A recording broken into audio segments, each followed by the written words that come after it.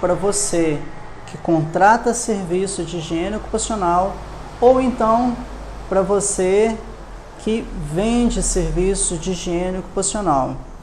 Uma coisa que eu tenho observado, a maioria dos profissionais tem dúvida de como elaborar um escopo de contratação de serviços na área de higiene ocupacional. E eu até entendo essa dificuldade, porque para poder elaborar um escopo de higiene ocupacional tem que ter um conhecimento aplicado, um conhecimento profundo de higiene ocupacional. E por que é importante elaborar um escopo de contratação de serviços de higiene ocupacional? Se você não elaborar um escopo detalhado, você vai receber um material que você não quer. E pior ainda, a diferença de preço ela chega a ser 10 vezes mais a diferença de um trabalho de um profissional para o trabalho de um outro profissional. Então, se você quer padronizar, você precisa elaborar um escopo de contratação de serviços de higiene ocupacional. Qual que é a grande vantagem disso? Você vai padronizar, independente se quem ganhar a licitação ou a concorrência seja a empresa A, a empresa B ou a empresa C, você vai receber exatamente aquilo que está no escopo. Caso você não receba, você pode questionar o profissional quanto à entrega do serviço, ok? Primeira coisa que eu aconselho você colocar num escopo de contratação de serviços de higiene ocupacional. Você vai verificar se a empresa ou o profissional estão registrados no conselho de classe. No caso, se a empresa for de engenharia, ela tem que ter registro no CREA. Se o profissional for um engenheiro, ele tem que ter registro no CREA ativo, atual, ou se for um profissional de nível técnico, ele tem que estar devidamente registrado no Ministério do Trabalho, que agora é o Ministério da Economia. Outra informação que é importante, você deve exigir o currículo profissional no escopo de contratação. Com base no currículo, você vai observar quanto tempo de experiência aquele profissional tem, quantos anos de experiência ele tem, quais os trabalhos ele já realizou. Então, dessa maneira você consegue conhecer o profissional que está elaborando esse escopo. Outra coisa que eu recomendo você colocar, principalmente se for serviço de programas de higiene ocupacional, seja PPRA, PGR, PCMAT, o histórico da empresa. Pede para colocar o histórico da empresa na entrega do seu serviço. Outra coisa que é importante você pedir para colocar no programa de higiene ocupacional seria o fluxograma do processo de trabalho da empresa. Por que isso? Para você colocar uma exigência que os grupos de exposição sejam formados de acordo com o fluxograma do processo de produção. Outra informação que é importante é você solicitar no escopo que seja entregue o organograma da empresa também.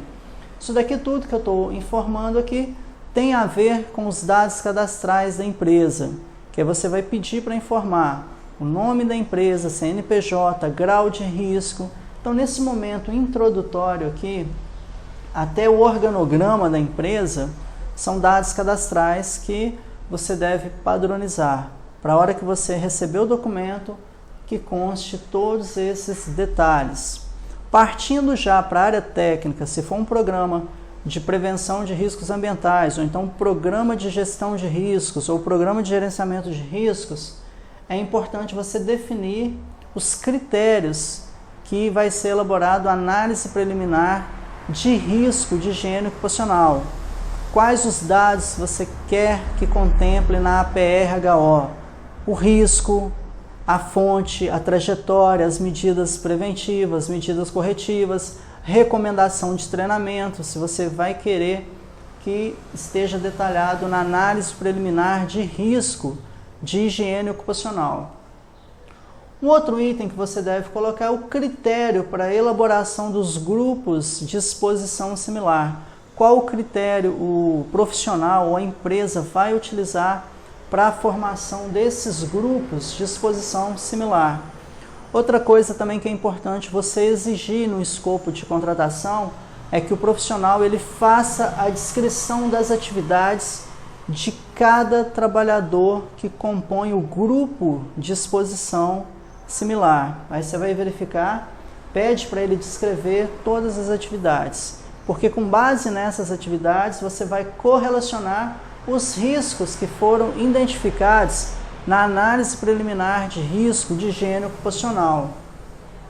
Outra coisa que tem que estar presente também, a caracterização da exposição de cada trabalhador pertencente ao grupo de exposição similar. Se aquela exposição ela é eventual, se ela é intermitente, se ela é permanente, se ela acontece menos do que 12 vezes por ano. Então, a caracterização da exposição e qual foi o critério para ele definir o que é eventual, o que é permanente, o que é intermitente. Então, a primeira parte de um escopo de contratação de serviços de higiene ocupacional voltado para programas é isso daqui que eu informei. Você pode exigir ou não, aí vai ser um critério seu, que a empresa ou profissional coloque foto do ambiente de trabalho. Essa foto para quê? Para você associar ao grupo de exposição similar que o trabalhador pertence. Outro detalhe que não é comum, mas eu recomendo profundamente que você coloque o nome dos trabalhadores em cada grupo de exposição similar. Por que isso? Isso facilita demais na hora que você for preencher o perfil profissiográfico previdenciário. Porque se o trabalhador mudou de grupo, você vai lá nas anotações gerais de desenvolvimento do programa, que é um dos últimos itens que eu vou falar, e coloca essa observação de quanto em quanto tempo o trabalhador mudou de grupo de exposição similar para depois você fazer o cronograma do PPP.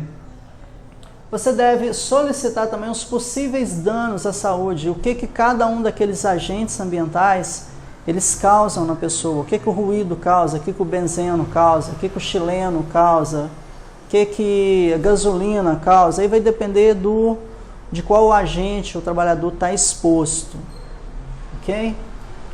Outra questão, qual o banco de dados das informações você quer que conste também nesse escopo? Se vai ser as informações apenas da norma regulamentadora NR15, ou se você vai querer que contemple também os agentes químicos, físicos e biológicos que estão determinados na CGH, se você quer que considere a lista nacional de carcinogênicos humanos, ou ainda se você quer que seja considerado de maneira bem preventiva mesmo, a lista da Associação Internacional de Prevenção do Câncer, a IARC.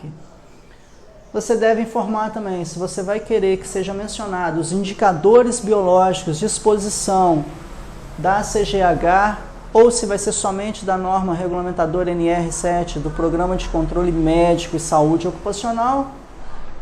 Em relação aos EPIs, se você quer que a empresa identifique quais são os EPIs, qual o fator de proteção atribuído no ambiente de trabalho, depois para você fazer a interpretação de qual que é o fator de proteção requerido, o nível de redução de ruído de cada protetor auditivo também, se você quiser que a empresa ou o profissional que estiver elaborando os serviços conste isso, o numbercast de cada produto químico, quais são as restrições, as proibições, as incompatibilidades. Se você quer receber isso tudo padronizado, você descreve isso no escopo.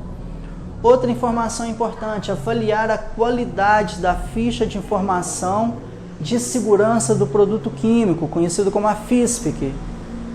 Eu, por exemplo, recomendo que não se utilize FISPIC com mais de 3 anos, ou se a FISPIC tiver mais de 3 anos, que o fabricante mande um e-mail informando que aquela FISPIC encontra-se dentro do prazo dela, que ela não é uma FISPIC obsoleta, que não houve alteração na composição, na concentração do produto químico. Você tem que definir também a calibração, se você vai exigir a calibração feita pela Rede Brasileira de Calibração em metro, o prazo. se você vai querer que a calibração seja no máximo 1 ano ou 2 anos, ou que a calibração seja feita de acordo com as recomendações do fabricante. Então você coloca isso tudo de maneira bem detalhada no escopo de contratação do serviço. O plano de ação, qual que é o modelo que você quer receber de plano de ação? Se vai ser um modelo 5W, 1H, tem vários modelos de plano de ação, então você determina como que você quer receber o plano de ação, como que vai ser o cronograma anual das atividades, como que você vai detalhar o cronograma anual das atividades. Se você vai querer uma página no final que mencione sobre anotações de desenvolvimento geral do programa, por exemplo, o programa de prevenção de riscos ambientais, ou então o programa de gestão de risco, o programa de gerenciamento de riscos, são programas que não são estáticos, são programas dinâmicos, tão dinâmicos que a ponto de, na hora que o profissional terminar de fazer o programa, pode ser que já tenha havido alguma alteração durante a elaboração do programa. Então essa parte aqui da página de anotação de desenvolvimento é uma página que você vai anotar manualmente cada mudança que houve no programa. Então se você quiser isso, você tem que colocar qual que é o critério estatístico que será utilizado. Gente, isso é muito importante. A grande diferença no preço, tá, é aqui. Por quê? Uma empresa que faz uma única avaliação só, não dá para concorrer com uma empresa que vai fazer 6 avaliações. Então você vai determinar qual que é o critério estatístico. Se é para fazer uma medição, se é para fazer 3, se é para fazer 6, se é para fazer 10. Então isso tem que estar padronizado. Que a grande diferença de preço está aqui. Outra coisa, você pode exigir a experiência do profissional para a contratação desse serviço, dado a complexidade do seu processo. Você pode exigir que seja um engenheiro com experiência, um técnico com experiência comprovada, um higienista ocupacional, ou que seja um higienista ocupacional certificado. Então, experiência aqui, você pode determinar isso no seu escopo de contratação. E aí, cada um desses assuntos aqui que eu vou falar agora caberia um novo escopo de contratação. Mas eu vou falar de maneira rapidamente aqui para você ter uma ideia. Critério para avaliação de ruído.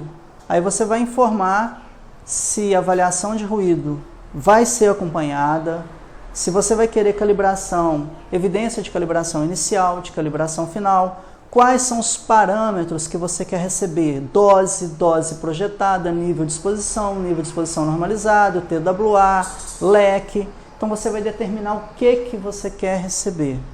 O mesmo vale para calor. Qual o equipamento que é para ser utilizado, qual a periodicidade de calibração desse equipamento que você vai exigir, quantos ciclos de exposição, quantos ciclos de avaliação ao calor você vai querer que seja feito.